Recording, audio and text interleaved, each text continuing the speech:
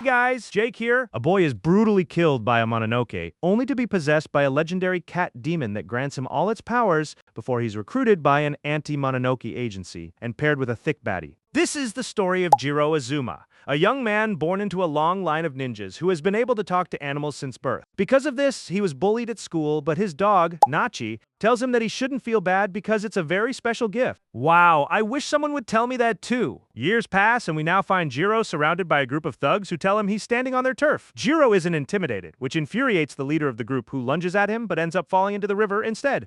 Jiro then turns to face the other two, who start to wonder nervously if he might actually be a ninja. Just like their leader, they end up in the river as well, and the group runs off. Right after that, Jiro hears a voice thanking him, and it turns out to belong to a cat. The cat is relieved that he and his friends will finally be able to live in peace in that area, but he's worried that Jiro may have made enemies by stepping in. Jiro isn't concerned since he's used to that kind of trouble by now. A crow teases him, telling him that with a face like his, he'll never get a girlfriend. After saying goodbye and heading home, Jiro gets scolded by his grandfather, who has already heard about the fight and complains that he didn't teach him shinobi arts just so he could go around brawling. The grandfather throws a few kunai at him and then shows him the Azuma family's heirloom. The great shinobi sword, he explains, was given to their family by the shogun himself during the Edo period, so Jiro should honor his roots and act like a true member of the Azuma clan. Jiro rudely replies that it's probably a fake sword, which enrages his grandfather, who draws the blade to prove its sharpness and starts slicing through everything in sight. Jiro is left to clean up the mess afterward. His grandfather then tells him that there's a neighborhood meeting that night, and he won't be back until late, reminding him to lock the door. Jiro agrees, though. He thinks to himself that he's not a kid anymore. Just then, the crow shows up to tell him there's a cat in trouble in the forest. The crow leads the way, and when they arrive, Jiro is startled by the cat's condition. He asks the crow if he knows the cat, but the crow says he's never seen it before, and that no matter how much he called out to it, it never responded. Jiro can see the cat is in bad shape when suddenly a voice, the cat's, demands to know who dares disturb him. Another voice then addresses him as Rago, the black star of misfortune and devourer of the sun, asking him to wake from his slumber and lend them his power. Rago tells them to rot and warns that they'll regret interrupting his rest. He doesn't take orders from anyone. In response, they tell him that this will then be the place where he dies. A while later, Rago opens his eyes and finds himself in Jiro's room. Jiro happens to walk in just then, glad to see him awake. He offers him some food, introduces himself, and asks for his name. The cat doesn't answer, and Jiro asks what's wrong, since even stray cats have names. The cat wonders to himself who this idiot is, assuming there's no point trying to explain anything to him when Jiro tells him not to call him an idiot. The cat is stunned and immediately hides under the bed. Jiro tells him to come out already, while the cat thinks to himself that he can't sense any spiritual energy coming from the boy, meaning he really is human. Since the cat won't budge, Jiro decides to bring out his secret weapon. The cat is confident nothing will get him to come out, but the secret weapon works anyway. Jiro remarks that, as the saying goes, the way to a man's heart is through his stomach. Jiro finds it funny that a cat would consider himself a man, and the cat corrects him he's not a cat. He introduces himself as Rago, an immortal, a Mononoke, explaining that beings like him usually take human or animal form, with some living alone in the mountains or deep in the forest. Jiro asks if Mononoke are like him, and Rago can tell he's not lying. The boy genuinely has no idea what he's talking about. Rago reveals that he was attacked by other Mononoke, though he doesn't remember much since he was in a deep sleep. The only thing he recalls is being surrounded after being woken up. They had come to ask for his help, but he wasn't interested and told them to get lost. Jiro asks why he turned them away if they were fellow Mononoke, and Rago explains that he despises his own kind. Nothing but arrogant parasites who hide their weakness behind the strength of others. Jiro immediately relates to that feeling, though. Rago tells himself not to get too invested, since Jiro is human and won't believe him anyway. Jiro replies that just because he doesn't understand everything doesn't mean he doesn't believe him. After all, he talks to animals himself, so it makes no difference to him that Rago is a Mononoke. Meanwhile, back in the forest where Rago had been lying wounded, a red-haired woman contacts headquarters to report finding blood that must belong to Rago, meaning he can't be far. Her superior orders her to hold off for now, saying he'll join the search team himself. She leaves and vanishes without a trace, while elsewhere a mysterious shadow is shown, smiling menacingly. Back at the house, Jiro is bathing Rago, and is surprised to see that his wounds have already healed, making him think there might be some truth to what Rago told him. Rago says he already knew Jiro wouldn't believe him, but Jiro replies that he believed about half of it. The other half sounded more like the ramblings of a dying cat. The situation reminds him of his beloved Nachi. his old dog, a big, beautiful, affectionate animal, the complete opposite of Rago. Rago asks if he has a death wish for saying that, while Jiro continues, explaining that back then he was badly bullied at school, and whenever Nachi saw him, she'd ask him to give her a bath so that all the bad things would wash away with the dirt. She would then tell him how glad she was to have him, but that whenever he could, she hoped he'd also help others, since that was a gift only he had. His words strike a chord with Rago, but just as he's about to say something, Jiro cuts him off to rinse him. A little later, Jiro is fast asleep, while Rago quietly apologizes, knowing he owes him one, but explains that he has to leave. Even though his wounds have healed, he still lacks strength, so he needs to go soon. Just then, Jiro appears and points out that he's still limping. Rago panics and asks what exactly Jiro did and how he got there so fast when he had been sound asleep moments earlier. Jiro explains that it was his kawarimi technique, adding that he has no intention of letting Rago leave in that condition. Rago tells him it's none of his business, but Jiro insists it became his business the moment he saved him. Rago snaps back that he never asked for help. He helped him because he wanted to, so Jiro should stop playing hero, since it wouldn't have mattered to him if he died there. Jiro asks why he'd say something like that, and Rago irritably tells him it's not his concern. That comment sets Jiro off, and he tells Rago to stop talking about dying so casually. In response, Rago flexes his power and warns him to shut up, reminding him that he hasn't forgotten what Rago is, a Mononoke, a spirit that devours humans. The two of them come from completely different worlds, so it would be best for Jiro to just leave him alone. Just then, a mysterious figure joins the confrontation, and Rago's expression drops. He knows they've come for him. Jiro tells the stranger he wasn't invited into his home and that he's picked a bad time to show up since he's already in a foul mood, warning him to leave. The figure instead transforms and tells him not to worry since he'll be devoured shortly. Luckily, Rago moves quickly to draw the creature's attention and get it away from the house, and the Mononoke chases after him to keep him from escaping. Jiro is stunned, but has no intention of leaving Rago to face this alone. Rago tries to create distance so he can strike, but the enemy doesn't allow it and slams him into the ground, remarking that he knew Rago was in bad shape, but not this bad. It's pathetic that the legendary Mononoke Rago, the black star of misfortune, has fallen this far. He tells Rago to stop wasting time since it's already taken a lot of effort to break the seal holding him prisoner, and he'd rather not have to kill a fellow Mononoke. Rago decides to go with him, reasoning that if they only want his power, they'll have to earn it, and to do that, they need to be ready to face death. The two clash violently, but Jiro unexpectedly joins the fight, using the family heirloom sword to slice off the Mononoke's arm. Rago demands to know what Jiro thinks he's doing, since this isn't some street brawl. Jiro tells him to be quiet. The wound only enrages the Mononoke further, and it begins to fully transform. Jiro tells Rago that when he helps someone, he means it, so he's not about to leave him to fight alone. Besides, even if he ran, the creature would eventually come after him anyway.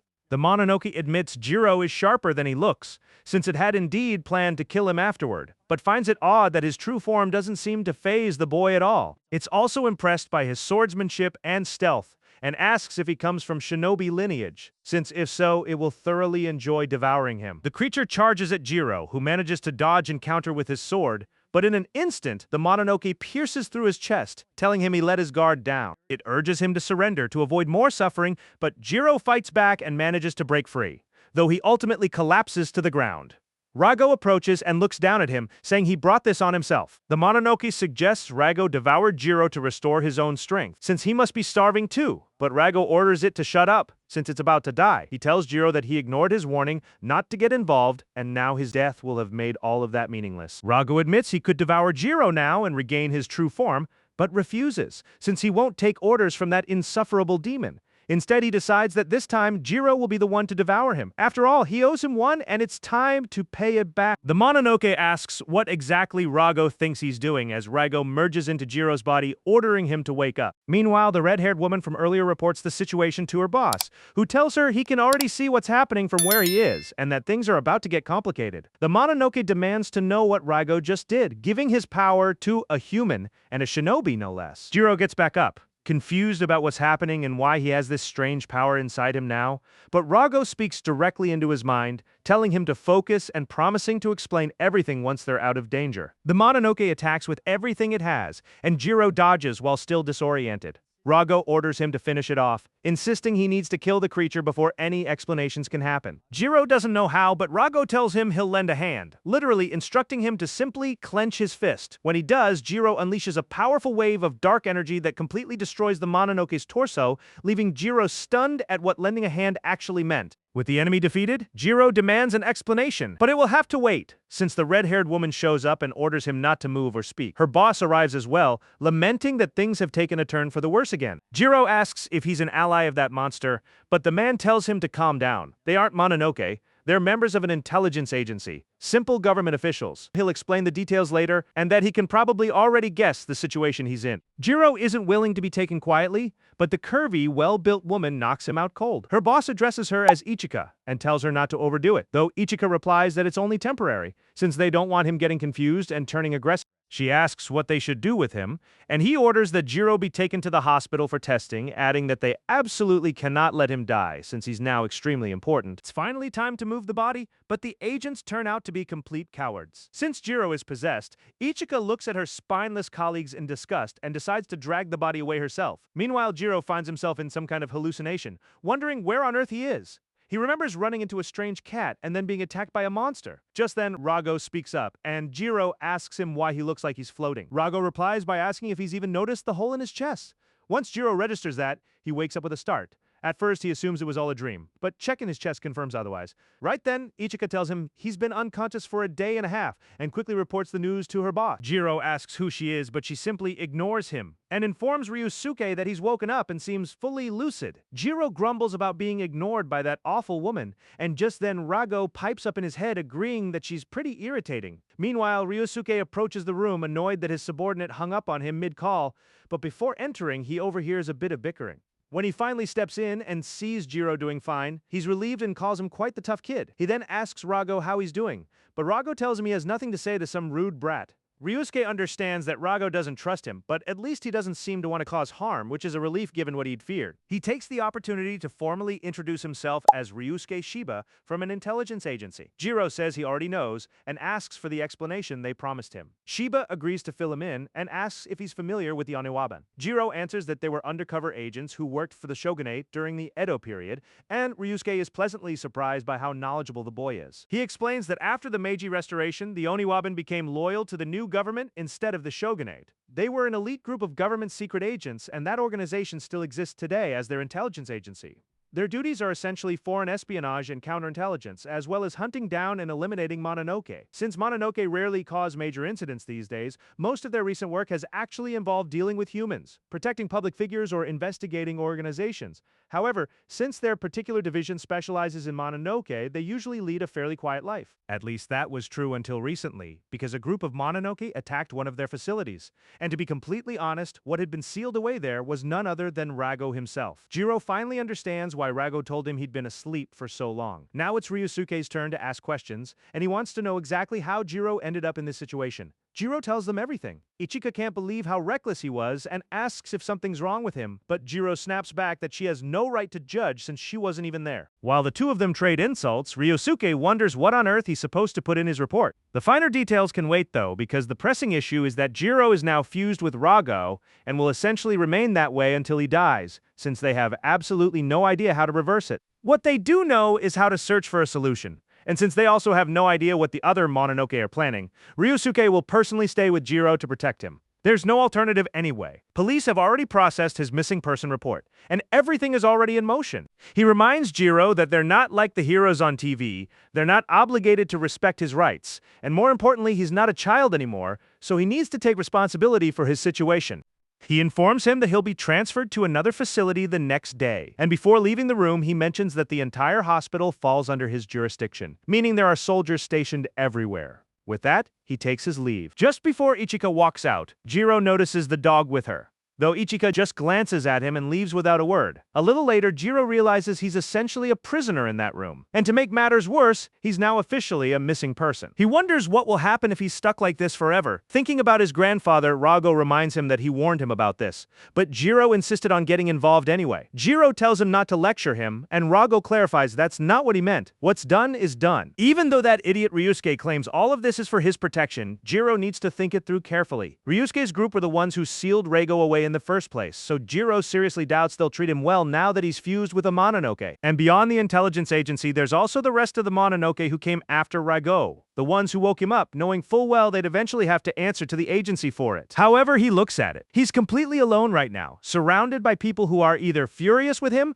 or trying to use him for their own ends. At that point, Jiro lets out a frustrated shout. Rago asks if he's okay, and Jiro admits he's fed up with everyone doing whatever they please with him, so he's decided he'll start doing whatever he wants to. Rago asks if he's planning to run away, since he himself has no interest in fleeing.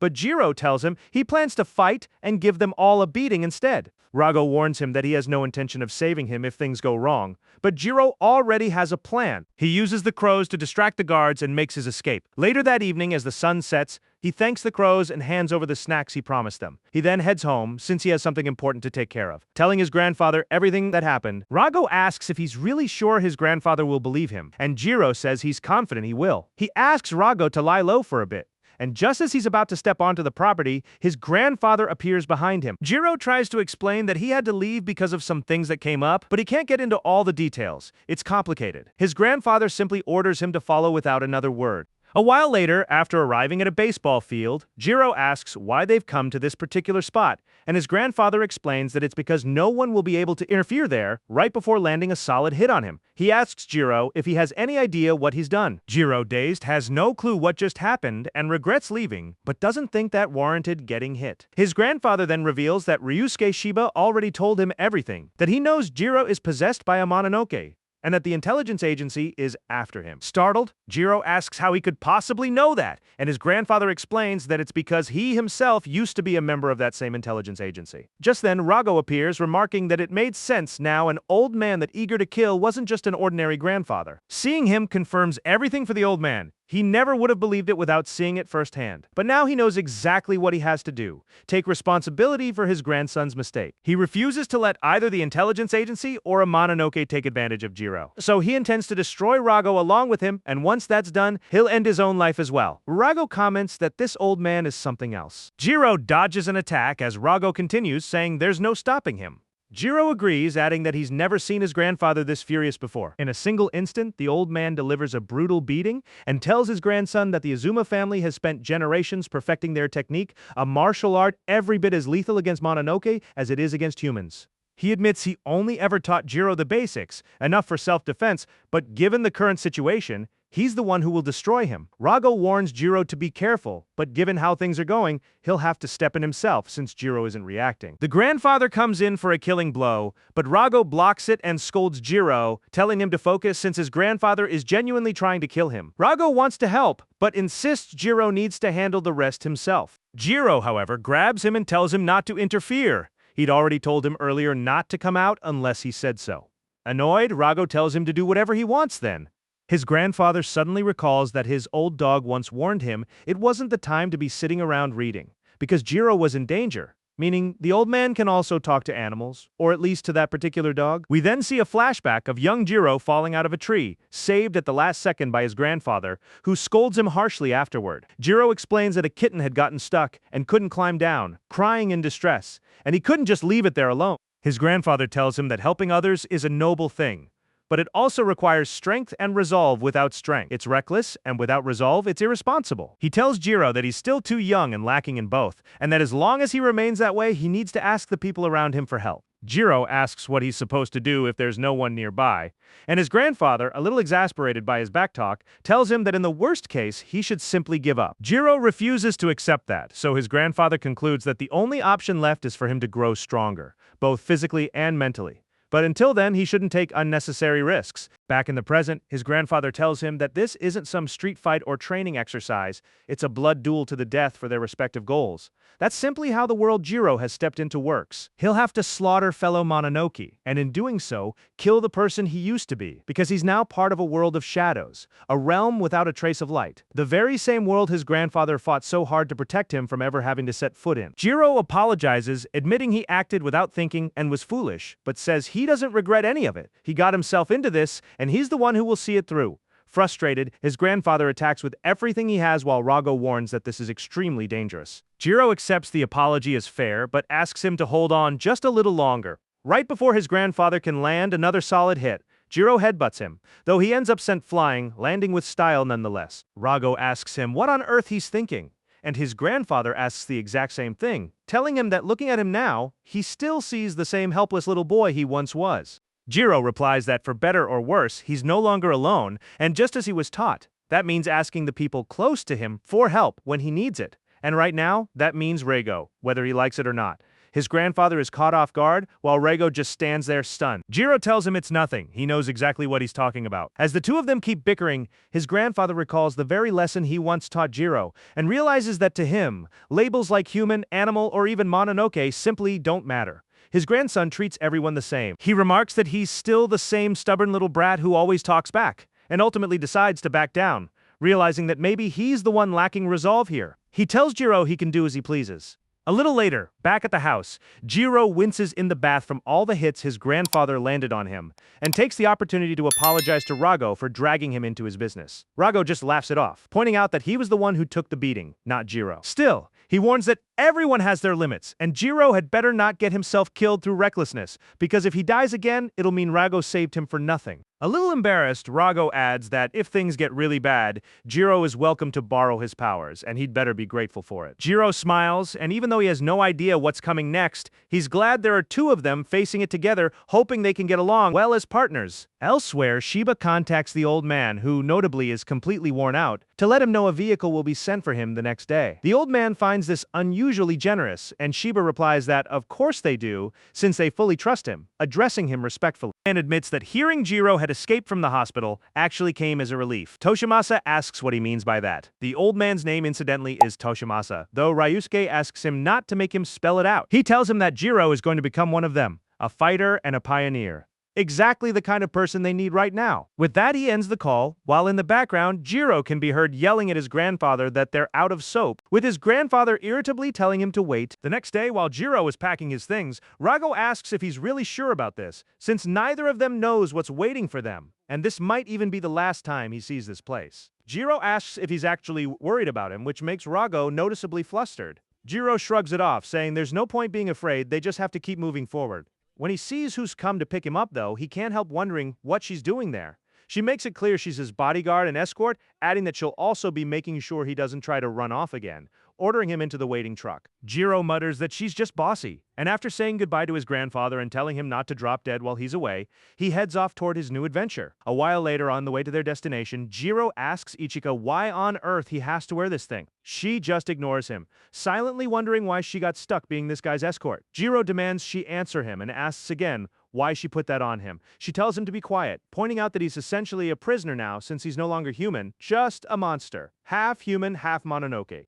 She admits she doesn't know what her boss or the higher-ups are thinking, but she's a professional who takes her job seriously. So, if she's been assigned as his bodyguard, she'll carry out her duties, even if that means protecting some pathetic half-Mononoke. Jiro complains that now she's calling him a monster, muttering that he only held back earlier because she's a girl. Just then, there's a sudden impact, and the co-driver asks the driver if he heard something. But he brushes it off as his imagination, though it clearly wasn't. Jiro nearly gets his head taken clean off. Ichika makes it very clear there are exactly two things that annoy her, Mononoke and sexist men like him. She says she barely even acknowledges his existence and tells him to shut his mouth for good. Just then, Rago appears and tells them both to be quiet, complaining that with brats like this around, he never gets any peace. Admitting he's surprised, the agency's sent someone so young to escort them, he figures they must be short-staffed.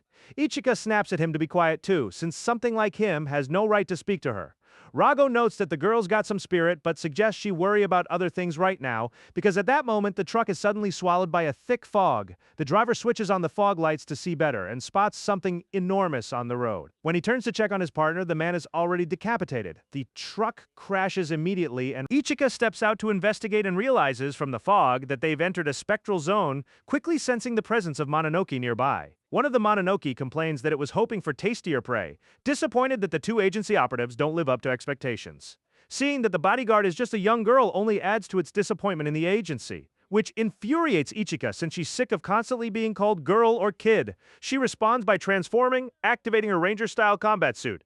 The Mononoke transform as well, and once cloaked in the fog, reveal their true forms ready to enjoy their meal. Ichika proves to have impressive skill and agility, managing to dodge one attacker's strike while going on the offensive against the larger one. Her attacks land, but only superficially, and things get complicated with two different types of Mononoke to deal with at once. She figures she should target the leaner one first, but it's already behind her, slamming her into the truck. Jiro, confused, asks what's happening outside, and Rogo explains that there are Mononoke nearby. His senses picked up on the fact that they'd entered a spectral zone, explaining that foggy areas can temporarily turn into a spectral realm, a dimension separate from the human world, the domain of the Mononoke. Alarmed, Jiro asks Rogo to help him get out of his restraints, but Rogo tells him he can't, since those shackles are special, designed specifically to block spectral energy. Jiro is frustrated, realizing he needs to get outside so Ichika can remove them, but Rogo advises against it, asking if he still doesn't understand why he's wearing those restraints in the first place. He reveals that the agency and the Mononoke are essentially the same in one respect. Both only want to use them, seeing them as nothing more than tools.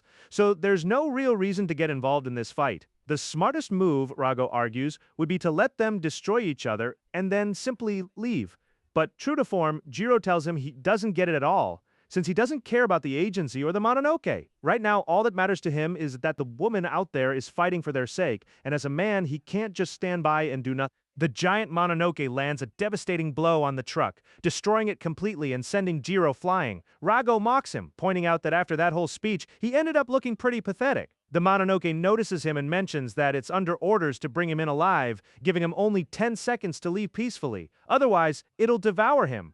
It starts counting down while Ichika wonders how they possibly could have known about this transport. Jiro interrupts her thoughts, asking her to remove his restraints so he can help. Ichika retorts that she doesn't need the filthy powers of a Mononoke to handle the situation. The giant Mononoke charges at them, while Jiro keeps shouting at her to take off the restraint. Frustrated, she resists, unwilling to release him. And in that moment, we cut to a flashback of her as a child standing before a grave with her father. Everyone around them remarked what a shame it was, since Ichika, only 5 years old at the time, was the last of the line, and women couldn't inherit leadership. Even so, despite being so young, she dropped her stuffed animal and told her father that she would take over as heir to the Kishimojin clan, promising to work as hard as she could to become a great detective and make everyone proud of her. Back in the present, Jiro snaps her out of the memory, asking if she wasn't the one who claimed to take her job seriously and always fulfill her duties no matter what, because if that's true, then she needs to do whatever it takes to complete her mission, since that's what being a professional means. Ichika understands and quickly releases him. As they dodge the giant's next attack, Jiro, now free and fused with Rago's power, tears the giant Mononoke apart, while Ichika finishes off the other one in a single clean strike.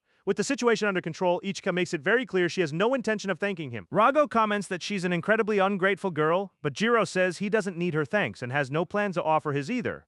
She fought to protect them, and they fought to help her, so they're even. Hearing this, Ichika tells him she actually has a name, introduces herself properly, and tells him never to forget it. She'd rather he stop calling her "Hey You," and start using her actual name. Jiro agrees and asks what they're supposed to do now, and she tells him they'll just have to walk. Meanwhile, Ryusuke submits a report on everything they know about Rago and Jiro, and also informs the higher-ups that he has a proposal. As head of the 2nd Special Division, he formally requests permission to form a new team, with Jiro Azuma as one of its detectives. The higher-ups ask if he's lost his mind, wanting to turn a half-Mononoke into a secret agent. Ryusuke explains that Rago hasn't shown any direct hostility so far and actually appears to be cooperating with Jiro.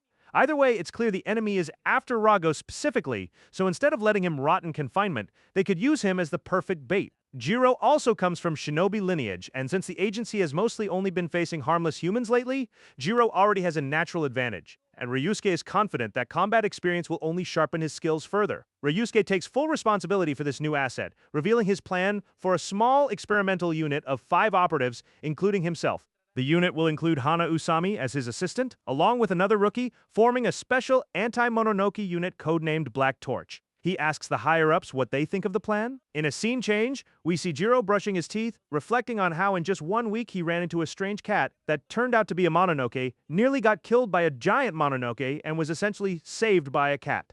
It's been an absurd week, but here he is regardless. Ryusuke walks up and asks how he's settling into his new life, and Jiro replies that he doesn't need to be watched so closely since he's not planning to run. Ryusuke reminds him that he did in fact escape from the hospital once already. But Jiro changes the subject, complaining that he has no life left since he's been subjected to every kind of test imaginable since arriving. Ryusuke acknowledges this but explains it's for everyone's benefit, both the agency's and his own. Jiro accepts that and asks if this is really their headquarters. Ryusuke admits that unfortunately it is, or at least the 2nd Division's base. He explains that each division has its own operational headquarters, and while they function like any ordinary company or organization on the outside, he has to admit this one is the ugliest of them all. Jiro jokes that they must have had better days, and Ryusuke corrects him, not they, but we. reminding him that he's now officially part of the team, the Black Torch unit.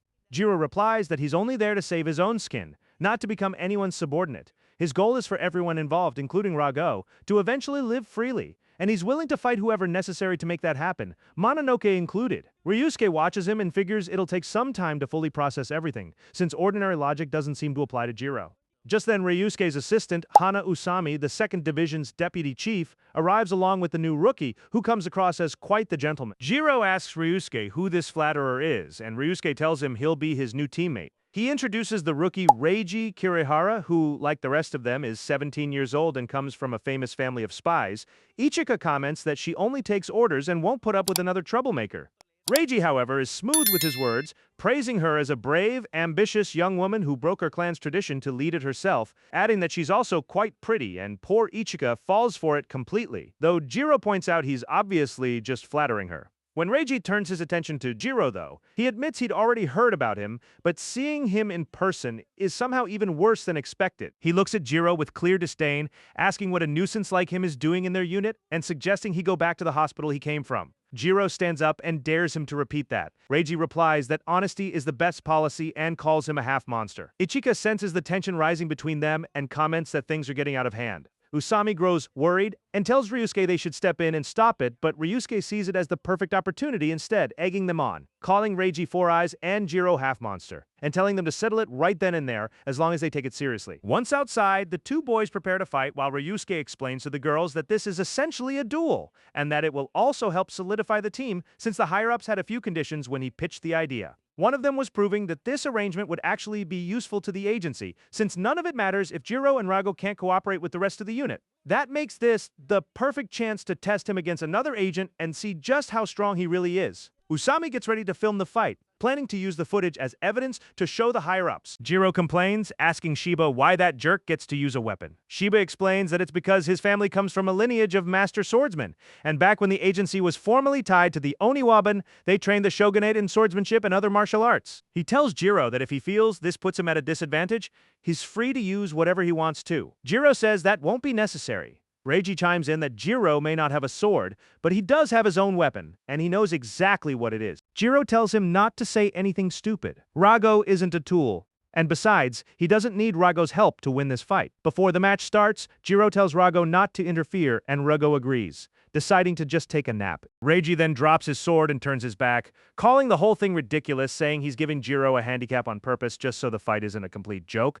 and that he doesn't even need to look at him. This sets Jiro off, and unable to hold back any longer, he charges at Reiji, leaping high into the air to strike from above. The girls assume this is so. His footsteps won't give away his position, though Shiba remarks that they're overestimating him. Rago, meanwhile, thinks to himself that for a swordsman, distance from the opponent is everything. Mediocre fencers rely only on what they can see and hear, but the best ones have a sixth sense. Sure enough, Reiji grabs his sword in an instant and lands a solid hit on Jiro. Shiba notes that Reiji has a full 360-degree awareness, meaning he essentially has no blind spots, and Ichika admits she's impressed. Reiji decides to end the fight there, worried that continuing could actually get this useless opponent killed. Having exceptional power is one thing, but if that power is wasted on someone incompetent, it's worthless. Shiba gestures for him to look behind, and Jiro gets back up, saying that hit merely tickled, and that Reiji's little sword tricks are nothing compared to the beatings his grandfather used to give him.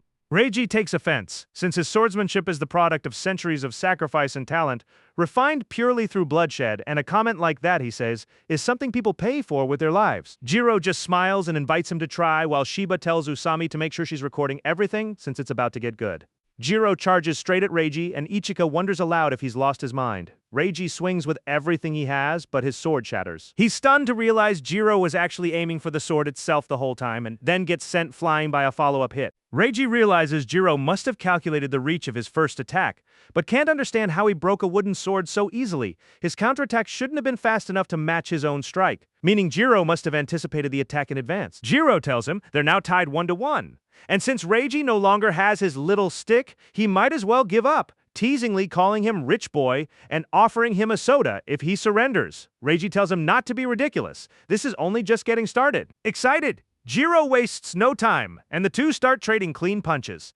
Ichika asks Shiba if this will actually be enough to convince the higher-ups to approve his request, and he admits it at least demonstrates strength and tenacity, while Usami watches, thoroughly entertained by two guys settling things with their fists. After a while, Reiji gets up off the ground, having been knocked briefly unconscious. Jiro asks how he's doing, mentioning that the others already went back inside and he's the only one who just woke up. Reiji figures that since he woke up first, that means he won. Jiro tosses him the soda and admits that, thinking it over calmly, he could have actually killed him with his very first attack, and his little trick with the sword only worked because it happened to be made of wood. Meaning, technically, this fight should count as a win for Reiji. Reiji smiles, remarking that Jiro sounds like a kid, and then gets doused when he opens the soda, which had clearly been shaken up. Jiro cracks up laughing at how easily he fell for it. Furious, Reiji smashes the empty can over his head. Usami wonders if that footage will really be enough to convince the higher-ups, but Shiba admits he never actually intended to convince anyone with the video. The real test will come the next day, once they're out on the job, since that's when they'll actually see how well the two of them work together. Usami feels it's too soon to send them out on a real mission, but Shiba insists there's nothing quite like real-world experience. Usami points out that the higher-ups haven't actually assigned them a mission, but Shiba, ever calculating, tells her he'll simply invent one. And if things go well, maybe their true enemy will reveal itself in the process. Sometime later, Shiba tells the boys to hurry up, and they head out of the building already dressed in their work gear. Ichika asks Shiba why she has to come along too, and he explains it's because her uniform just got repaired and they need to make sure it's working properly. He tells everyone to hold down the button on their left wrist, and when they do, their clothing changes. Shiba explains that's the quantum camouflage mode, then has them press it twice more. Jiro tries it and turns semi-transparent, and Shiba clarifies that only he can see himself that way to everyone else. He's completely invisible. That's the stealth mode. The downside is that quantum camouflage mode drastically reduces the efficiency of their spy equipment. Reiji figures which mode they use should depend on the situation, and once the explanations are done, Shiba orders everyone into the car to head to the mission site. Before leaving, he puts Usami in charge of the facility. A little later, the group finds themselves at a temple going through some kind of prayer ritual. Jiro asks Shiba what any of this has to do with the mission, and Shiba explains that first they need to drive out any malicious spirits, which leaves Ichika and Jiro completely baffled. Reiji, using his head as usual, guesses that this temple must be another branch of the intelligence agency. Shiba confirms he's right and calls him Four Eyes, and without wasting more time, they head to the office. On the way, Jiro notices the presence of someone nearby while Shiba is off apologizing to one of the agents. The group quickly realizes their boss never announced their arrival ahead of time, and once they reach the area, the agent tells them this isn't good. Since the 1st Division is scheduled to visit that same day, he'd already told Shiba over the phone, and having two squads show up at once could cause problems. Curious, Jiro asks Ichika what exactly the 1st Division is, and she explains that it's the 1st Special Division. The director oversees the whole agency and manages the various division chiefs, but out of all the divisions, the 1st is considered the elite, the one with the most agents and the most authority. As they enter the storage area, Reiji asks Shiba exactly what they're looking for, and Shiba opens a hidden door, leading them down a staircase. As they descend, Ichika realizes where they're headed, and Shiba asks Rago how he's doing. Rago warns Shiba not to underestimate him, though Shiba calmly tells him to relax since he isn't looking for trouble. Everyone quickly realizes Shiba has brought them to the 7th Sealing Shrine, the very place where Rago had been sealed. He explains that the massive rock there is made entirely of death obsidian, an extremely rare stone that holds spectral energy.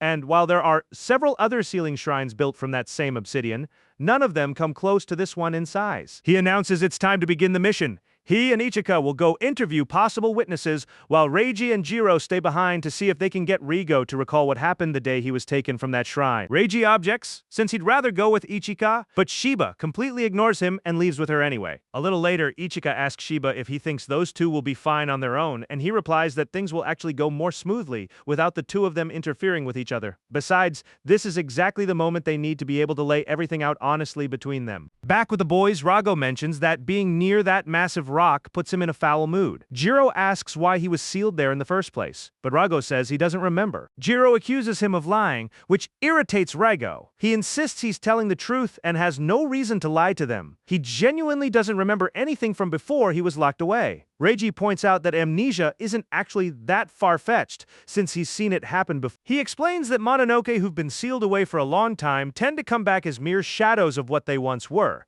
meaning that when a Mononoke gets sealed, it's forced to possess something else instead. He explains that the act of possession consumes so much of a Mononoke's energy that they become unable to break the spell on their own. Under normal circumstances, Mononoke possess and inhabit living beings, but when sealed, they're forced into inanimate objects instead. For a Mononoke, being trapped inside an object like that is essentially an eternal prison, and if that object happens to be Death Obsidian, it becomes an absolute hell, unable to move, left in total darkness while its spectral energy slowly drains away. Reiji notes, it's hard to say exactly how long Rago was trapped there, but if amnesia is the only lasting effect, he actually got off lucky. Since dwelling on the past won't help, now he asks Rago to describe whatever he does remember from that day. Meanwhile, Shiba meets with the temple's caretaker, who shows him the security footage. At a certain point, all the cameras cut out for about 10 minutes. Even though there was nothing wrong with the electrical system, they suspect it must have been some kind of spectral barrier. Shiba asks the caretaker how many agents were on duty that day, and he says there were only 2, but when they heard a noise and went to investigate, they found nothing. A while later, Shiba admits they haven't really learned much of anything, though something about the crime scene doesn't sit right with him.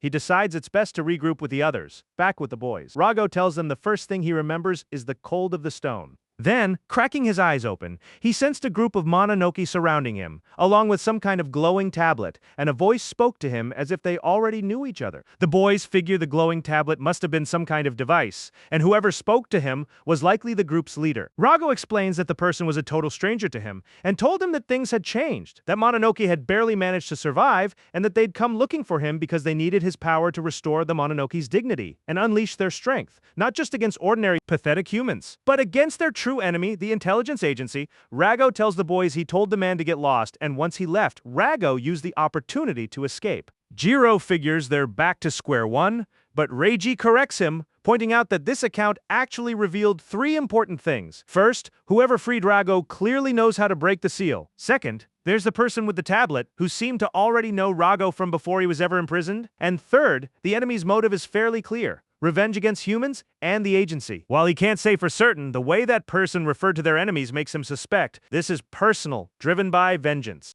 Jiro tells Reiji to stop, since his brain can't process that much information at once. But after taking a moment to think it through, he manages to piece together that the enemy hunting for Rago likely knows how to undo their fusion, that Rago has amnesia, but that this enemy clearly knew him beforehand. With that figured out, Jiro decides he knows exactly what to do: smash through anyone who gets in his way. If the enemy won't come to them, he'll just go find them himself, and the problem will solve itself easily enough. Reiji smiles, then scolds him for being a complete idiot, pointing out that the whole reason they're investigating is because they don't even know who they're supposed to be looking for. Before long, the two start arguing again while Rago simply watches unimpressed. Suddenly, the mysterious figure from earlier appears in the room. The boys wonder how an outsider managed to get in, though Jiro remembers seeing him before. In an instant, the stranger appears behind them, greeting Rago and telling him he wanted to see him. The boys immediately move to attack, but he's far too fast for them. Rago warns Jiro to be extremely careful. They both realize this is another Mononoke. Without wasting time, they brace themselves, since the enemy has shown up in person, and it's time to make him pay for it. Meanwhile, Ichika and Shiba discover they've been found out. The entrance to the shrine is now blocked off by a powerful barrier. Shiba tries to think of a way through, when Kusumi Toko, head of the 1st Division,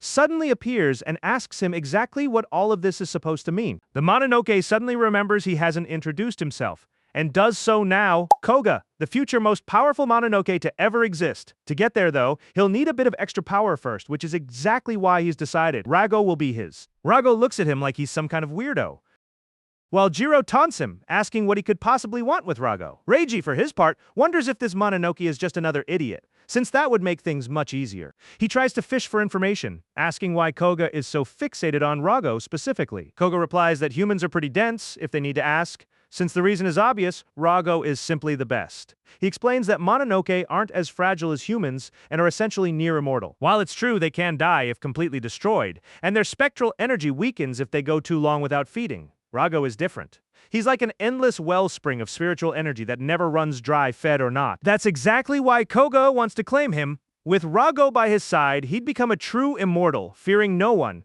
and would finally rise as the supreme Mononoke. The group braces for battle, but in an instant, Koga kicks Reiji clean off his feet and slams Jiro into the ground before grabbing Rigo, telling him they should talk privately without these nuisances getting in the way. He tells Rago he'll free him from that meat sack before he even notices, so the two of them can finally merge into one being, unstoppable, indestructible, the future king of Mononoke. Rago makes it very clear he belongs to no one and has zero interest in being king of anything, and if that's what Koga wants, he should go pursue it on his own. Koga bursts into tears, asking why Rago would say something so hurtful when all he's trying to do is free him from that meat sack. Just then, Jiro grabs Koga's leg and signals Reiji to make his move. Reiji immediately strikes at Koga with a special technique, but Koga dodges, barely getting nicked. Jiro tells Reiji that was an impressive move, and Reiji admits he was actually aiming to cut Koga clean in half but only managed to scratch, meaning this guy is seriously strong. He points out that the others will figure out they're trapped soon enough, but they can't afford to just wait around, so they need to do everything they can to take this idiot down. Koga, annoyed, tells them to shut up, saying, "This is exactly why he hates humans, a bunch of weaklings who think they're hot stuff just because there are more of them than there are Mononoke."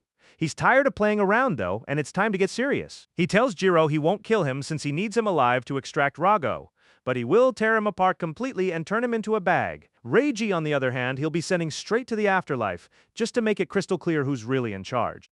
After losing a fair amount of blood, he summons his weapon and readies himself for the fight. Meanwhile, Tokieda, the elderly man, examines the barrier and tells the group that while it isn't the most elegant work he's ever seen, it's still quite sturdy, so breaking through will take some time. Ichika asks how she can help, worried her teammates might be in danger and unwilling to just stand around doing nothing. Tokieda hands her some stakes, giving her instructions so they can work together to break the barrier open as quickly as possible. Shiba, meanwhile, is grateful that Toko brought Tokieda along, since with his help it'll be like that barrier never existed. Toko, however, grabs him roughly, suspecting that Shiba intended to use Tokieda as backup from the very beginning, her instincts telling her he only came to this location because he knew they'd show up. Shiba asks what kind of leader he'd be if he hadn't come prepared, and Toko points out that he seems remarkably calm considering his rookies are currently in danger.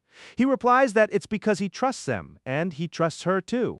Toko makes it clear that he'll be the one taking full responsibility for this entire operation. Shiba agrees. Back with the boys, they're doing their best to dodge Koga's relentless attacks, but in an instant he strikes, shattering Reiji's sword and following up with a brutal hit to the stomach that knocks him out cold. Jiro steps in immediately, channeling Rago's power to strike at Koga, but Koga easily deflects it. Disappointed, complaining that Jiro has access to all of Rago's power and still can't land a decent hit. He sends Jiro flying with another blow, then turns to Rago, telling him it breaks his heart to see him wasting his power on that meat sack. He promises he'll get him out of there personally, so Rago should just wait. Jiro gets back up and tells Koga to shut up. Since he's only saying whatever benefits him, all Koga wants is to use people and discard them. But Jiro and Rago aren't objects, and they don't belong to him. It makes no difference to Jiro whether someone is Mononoke or human. Everyone gets to decide for themselves what they are. He asks Rago what he thinks, and Rago smiles, admitting that Jiro usually talks nonsense, but this time he's actually right. And with that, he begins channeling a massive surge of energy into Jiro so they can finally get rid of this obnoxious creep. Jiro charges at Koga with overwhelming power, and Koga takes the hit head-on, visibly stunned by the force of it. Unfortunately, once the smoke clears, Koga simply strides forward with a grin, telling them that's exactly the kind of thrill he was hoping for. He demands Jiro hand Rago over, since he wants that power for himself. Just then, a loud crash echoes through the shrine, and Koga realizes the barrier outside has been broken. Not wanting to deal with reinforcements, he decides on a strategic retreat. Jiro calls him a coward, but Koga corrects him. He's leaving because he chooses to. But before leaving, he asks Jiro for his name, promising that next time he'll take Rago for himself and turn Jiro into a bag. Jiro gives his full name, and upon hearing his surname, Koga looks genuinely surprised, breaking into a smile. Recognizing the Izumo ninja clan name, he remarks that it all makes sense now. Jiro must be that man's son. He adds, though, that it's none of his business, and decides to leave, promising they'll meet again soon. Jiro is left with more questions than answers. A little later, before heading out, Shiba thanks Toko, but she reminds him that 2 agents were injured during an unauthorized operation, and there's also damaged property to account for. So, as she already warned him, he'll be the one dealing with the consequences. Shiba accepts full responsibility, though he also mentions that those 2 agents deserve some credit, since they held their own against a seriously strong Mononoke despite being total rookies. Toko simply replies that they did exactly what was expected of them and leaves. Looking at the boys, Shiba privately feels they more than proved themselves, though he notices Reiji looking pretty shaken. He asks how he's doing, and Reiji admits that if it weren't for his uniform, he would have died. He thinks he was naive and needs to get stronger. Ichika, meanwhile, feels like she couldn't do anything useful, regretting that if she'd had the strength to break that barrier herself, her teammates wouldn't have ended up in that situation. Jiro, for his part, keeps replaying Koga's comment about him being that man's son, wondering who he could possibly mean, since as far as he remembers, his only parent has always been his grandfather, and his mother was the dog. He grumbles about how complicated everything has become, but then declares that he's made up his mind about something. Shiba asks what exactly he's decided, and Jiro answers that he intends to become a real agent, though the others point out that he already is one. Shiba tells him that's exactly the point. Feeling like part of the group matters. They've all been a team since the moment they joined, so they'll need to work together going forward. He reminds them that everyone has their own thoughts and feelings, and that's precisely the kind of strength that will keep them grounded. They still have a lot to learn and grow through, but he'll be there supporting them along the way. Sometime later, back at headquarters, Shiba looks noticeably worn down after getting chewed out by the higher-ups. Still, there's work to do, and that day marks the start of a new mission. He tells the team they'll be doing a somewhat unconventional but classic style of training that day, which is why he brought in someone special. From the ceiling of the facility, a small blue-haired girl suddenly starts cackling like a maniac before leaping down and crash-landing right in front of them. Moments later, Shiba introduces her as Fuyo, a Mononoke. He'd already explained before that the agency's job is to monitor and eliminate Mononoke, but for the more cooperative ones, they take a somewhat friendlier approach instead. As they talk, Fuyo notices Rago and remarks that he's actually pretty adorable for someone so infamous. Rago replies that he'd be offended if her opinion actually mattered to him, since she's nothing but a nobody. Fuyo takes offense, and the two immediately start bickering, prompting Shiba to move things along to the important part. Once everyone has their gear ready, he explains that today's training is meant to build resistance against supernatural effects, since some Mononoke are capable of causing hypnosis and hallucinations, and it's far better to train for that in a controlled, safe environment before facing it out in the field. That's where Fuyo comes in to help. She quickly activates her power, wrapping the group in some kind of flower-like effect. The team doesn't get much explanation of how exactly her powers work, but Shiba figures a realistic simulated environment will teach them more effectively, and besides, they're all strong enough that it shouldn't go too badly for them. In his hallucination, Reiji finds himself inside a cave, from which his brother emerges, someone who, as far as he knows, is dead. Reiji tenses up but reminds himself this is only a hallucination and he can't afford to let it rattle him. His brother remarks that it's been a while, then immediately attacks, warning Reiji that he'll need far more than that sword to actually kill him. Meanwhile, in her own hallucination, Ichika finds herself as a child, watering plants alongside her mother. She tells her mother she wants to become an agent, just like her and her father, but her mother tells her that's far too dangerous, and that she'd much rather Ichika grow up to be a florist, or something along those lines. Ichika, however, is completely set on becoming an agent. From a distance, present-day Ichika watches these old memories play out until a maid arrives to fetch her mother, who has just been assigned a new mission. For young Ichika, it seemed like an ordinary day, but her mother never came back. She now finds herself at her mother's funeral, reflecting on how long it took her to accept that her mother was truly gone. That was the moment everything changed for her, and she threw herself into training, desperate to grow stronger and become an agent herself. She became consumed by that goal, and once she finally earned her official position, her family's maid, Nishina, came to tell her that her father wanted her to come with her. Nishina brought her to a facility and showed her a statue, revealing that the statue was, in fact, her mother herself trapped inside. Nishina then reads her a letter from her father, apologizing for waiting so long to tell her the truth. He explains he had to keep it secret for the agency's sake, since no civilian could be allowed to learn about it. But now that she's an agent herself, he could finally tell her everything. As impossible as it might sound, her mother is still alive, trapped inside that stone. The Mononoke responsible for petrifying her, however, remains at large. He reveals that over the past decade, they've tried every method they could think of to free her, without success. He admits he never wanted to break the news this way, and wished he could have been there with her. But as much as it pains him, he simply couldn't, and he can only hope she'll forgive him someday. Ichika touches the statue, silently vowing to herself that she'll free her mother one day. Suddenly, though, the statue begins to move, and as it cracks open, a monster emerges from within. Meanwhile, in Jiro's own hallucination, he's running desperately, demanding to know what kind of twisted place this is. Rago warns him to be careful as an enormous black creature appears before them. Jiro asks what on earth that thing is, while Rago finds himself with the strange nagging feeling that despite this all being just a small hallucination that can't possibly be real, he's somehow seen this creature before. Jiro remarks that this whole situation is a massive pain, and since there's no door in sight anywhere, they have no choice but to take the thing down.